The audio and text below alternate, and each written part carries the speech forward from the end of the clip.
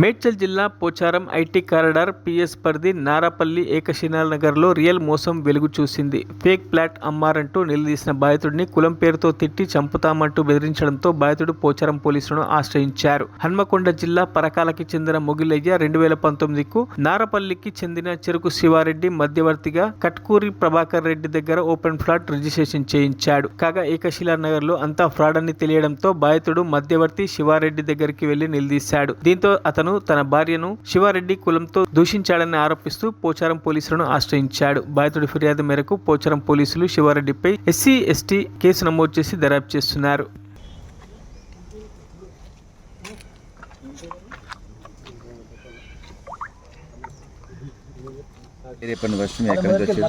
ఫస్ట్లో మొగిలయ్య బయటిపల్లి పరకాల మండలం హన్మకొండ జిల్లా.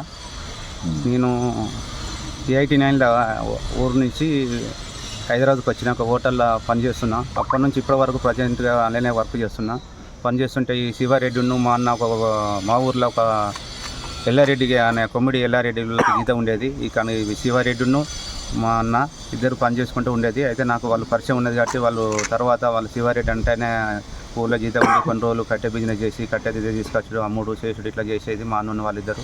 తర్వాత హైదరాబాద్కి వచ్చిండు. తర్వాత నాకు కొన్ని సంవత్సరాల తర్వాత నాకు అంబర్పేటలో నేను ఉంటుండే. ఆయన నాకు ఫోన్ చేసి రేడు ఉంటున్నావు రాజా అని చెప్తే నేను ఇట్లా హోటల్లో పనిచేస్తున్నా ఇట్లా ఉంటున్నానంటే, సరే నువ్వు ప్లాట్ ఉన్నది తీసుకుంటావా రాజా అని అంటే, సరే పటేల్ అని అన్న. నా దగ్గర పైసలు లేకుంటుంటే మా భార్య పుస్తకాలు తాడు బంగారం అవన్నీ రింగులు అవన్నీ అమ్మి అప్పు చేసిన కొద్దిగా PF పైసలు తీసుకున్నా ప్లాట్ తీసుకొచ్చి ఏకశిలలో నాకు ఇప్పించిండు. కట్టుకురి ప్రభాకర్ రెడ్డి జుబేర్ అని ఒక అడ్వకేట్, శివారెడ్డి నారపల్లి ఏకశిలలో నాకు ప్లాట్ ఇప్పించిండు. మంచిగా ఉంటుంది రా, నువ్వు బయట పోతే ఇక్కడ దూరం ఉంటుంది, నాకు అందుబాటులో ఉంటావు, నా దగ్గర ఉంటుంది. ఇయర్ 1919లో తీసుకున్నా, 2019లో తీసుకున్నా. అయితే ఆయన అన్నాడు శివారెడ్డి అంటేనే ఏమన్నాడు కదా, నువ్వు దూరం తీసుకుంటే ఎక్కడ ఉంటుంది రా, నా దగ్గర ఉంటుంది, అందుబాటులో ఉన్నది, నా దగ్గరనే ఉన్నది ప్లాట్ తీసుకోరా అని చెప్తే నేను పైసలు తీసుకొచ్చి ఇచ్చిన. 2019లో తీసుకొచ్చినాక 15 లక్షలు ఇచ్చిన తర్వాత మళ్ళీ ₹1,00,000 కావాలని చెప్తే ₹1,00,000 అలా కొడుకు పెళ్ళికి నేను ₹1,00,000 ఇచ్చిన. ₹1,00,000 ఇచ్చినాక నాకు వాళ్ళకి ఒక ₹500 టిప్ ఇచ్చిండు, ఉంచుకోరా నువ్వు అని చెప్పిండు. సరే అని వచ్చిన. తర్వాత నేను చూస్తే పోతుంటే ప్లాట్కి అప్పుడప్పుడు వచ్చి పోయి చూస్తే దానికి కనీళ్ళు వాచినాయి, దానికి పేర్లు రాసినాయి, నెంబర్ రాసినాయి, అట్లనే ఉన్నాయి. వస్తున్నా పోతాను ఏమైంది పటేల్ అది అంటే పర్మిషన్ ఇప్పి అంటే ఊరా అని ఉత్తానే వాళ్ళ వీళ్ళు ఫోన్ చేసి ఉత్తాను ఇట్లా వస్తుంది పర్మిషన్ వస్తుంది పండుగలు చెప్పిన.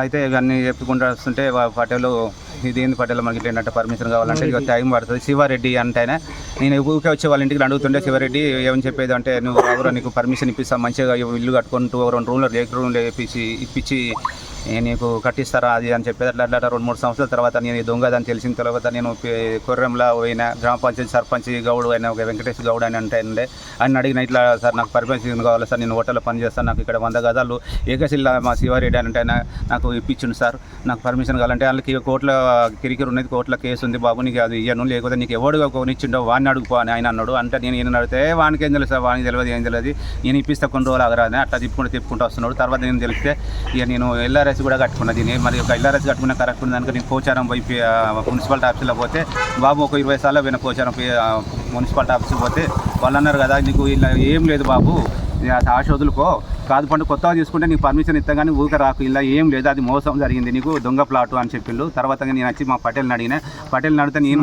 మా భార్య మా కృష్ణారెడ్డి నేను మా భార్య ఈ ముగ్గురం కలిసి సాయంత్రం పూట వాళ్ళ ఇంటికి పోయినాము. వాళ్ళ ఇంటికి నా ప్లాట్ కాడికి వచ్చినాం. ప్లాట్కి అయితే దా పటేల్ అని నా ప్లాట్ పెట్టదంటే వాడికి వచ్చింది. ఏంటంటే నాకు ఇట్లా మోసం జరిగింది, పేపర్లో వచ్చింది, కట్టుకురి ప్రభాకర్ రెడ్డి నాదే సర్వే నెంబర్ వినా చూస్తే కట్టుకురి ప్రభాకర్ రెడ్డి పేపర్కి వచ్చింది. పటేల్ ఏంది మరి దీని గురించి అంటే, ఏం కాదురా నాకు ప్లాట్ ఉంది ఎక్కడ ఏదంటే ఉన్నదాన్ని నిలదీస్తే లంజోడగా మాదే ఉండకూడగా అదే మా భార్య నన్ను ఇద్దరిని తిట్టిండు.